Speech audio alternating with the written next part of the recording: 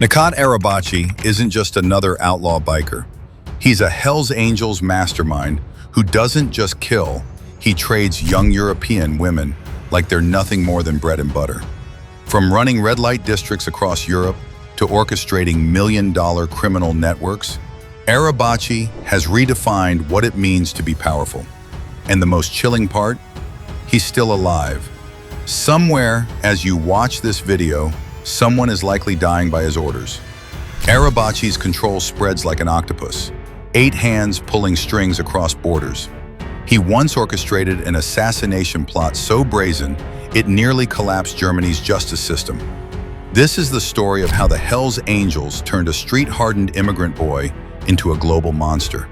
A monster so feared that even other Hells Angels now whisper his name with caution. And today he uses social media to build his legend, turning infamy into influence, manipulating people, and using platforms like this one to spread his myth. Born on February 14, 1972 in Cologne, Germany, Nikat Arabaci was the child of Turkish immigrants from Kahramanmaraş. The 1970s in Cologne were hard. His father worked brutal hours in construction, while his mother held the household together. From a young age, Nikat understood hardship. While other kids struggled with homework, he struggled with identity. He didn't just face language barriers, he felt rejected by society. By age 12, that rejection turned into resentment. He believed the system was rigged against people like him. His answer? Crime. It started with shoplifting and selling stolen goods. But even in petty theft, Nikat displayed something dangerous. He could read people. He knew who to manipulate, who to trust, and when to disappear. By his teenage years, he wasn't just surviving, he was thriving. He created a crew of older teens who worked for him, carving out a slice of Cologne's underground. By 15, school was a waste of time. He dropped out and focused entirely on extortion and street-level racketeering. But Arabaci wasn't satisfied being small-time. He had vision. When he encountered the Hells Angels in 1989, everything changed. Their chrome, their noise, their raw defiance against society. Arabaci didn't just see a gang, he saw a path to power. And unlike others, he wasn't in it to ride, he was in it to rule. Fluent in German and Turkish, Nikat acted as a bridge between criminal factions. He didn't need fists to dominate, he used strategy. He began forging relationships in Cologne's nightlife, learning the unspoken rules of the underground. While other prospects proved themselves through violence, Arabaci built networks. He was smart, calculated, and always one step ahead. By 1992, he became a full member of the Hells Angels, and his eyes locked onto the most lucrative business in town, the red light district. Arabaci didn't see brothels as vice. He saw them as a goldmine. By 1995, he controlled several nightclubs and brothels in Cologne. He innovated, systematized, and expanded. Under his leadership, the Hells Angels weren't just a biker gang, they were a criminal enterprise, and Arabaci, he was its CEO. His grip tightened. Clubs in Dusseldorf and Leverkusen became central hubs for money laundering, sex trafficking, and drug sales. Every girl, every room, every deal, he controlled it all. And if you stepped out of line, you vanished. The women working his brothels weren't free. They were prisoners, trapped in cycles of addiction, abuse, and fear. Arabaci broke them psychologically, stripping them of identity until they no longer resisted. His empire didn't just make millions, it fed on human lives. By the late 1990s, Arabaci's influence stretched beyond Germany. He turned his sights to Spain, specifically Mallorca.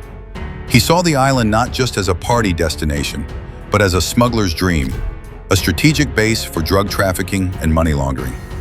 In Mallorca, Arabaci struck deals with local gangs, forged new alliances, and built another empire, one that connected Turkey, Germany, and Spain into a criminal pipeline. By the year 2000, Nikat Arabaci was known as the Godfather of Cologne. His criminal operations crossed borders, and his network was growing faster than law enforcement could track. But with growth came attention. Rivals wanted a piece, and police wanted his head. He didn't back down. He built walls, reinforced loyalty, and turned the Hells Angels into a multinational syndicate. But power always attracts heat.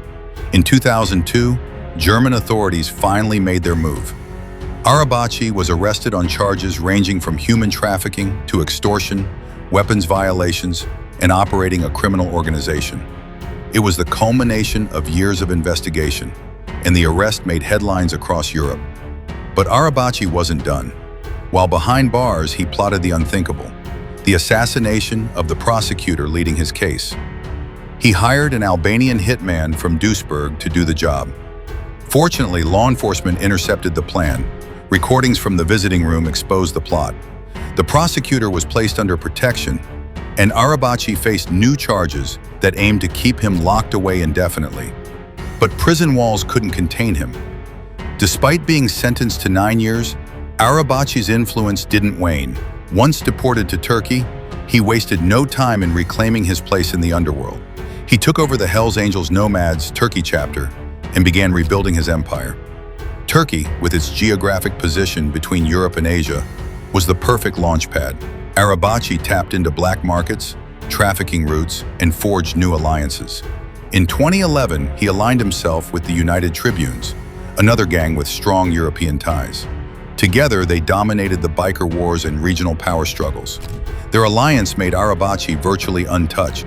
By 2013, he was arrested again, this time in Turkey, for organized crime and trafficking. But as usual, the charges didn't stick. He was released due to lack of evidence. His legal team was notorious for finding loopholes. Arabaci had become a master of the system. Then came 2015. Spanish authorities issued a new arrest warrant for crimes including drug trafficking, brothel operations, and extortion. But Arabaci was safe. Turkey's non-extradition policy protected him. He mocked European police from afar. Luxury yachts, private villas, and Instagram stories taunting the law. By 2017, Arabaci's empire was fully global. From the Netherlands to Germany to Turkey, his operations involved everything: drugs, trafficking, money laundering.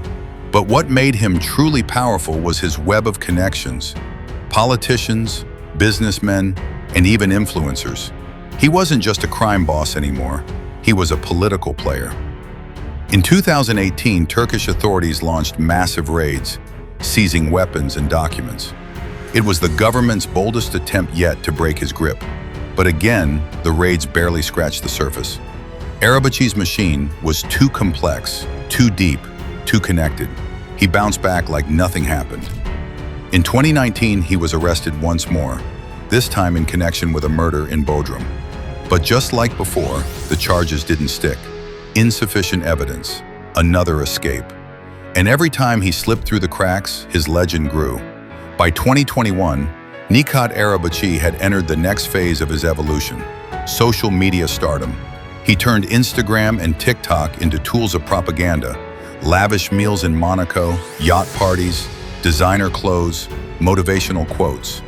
He wasn't just flaunting wealth, he was branding himself. To some, he became a symbol of rebellion. To others, a dangerously charismatic criminal glorifying violence. Arabaci's story forces us to ask the hard questions.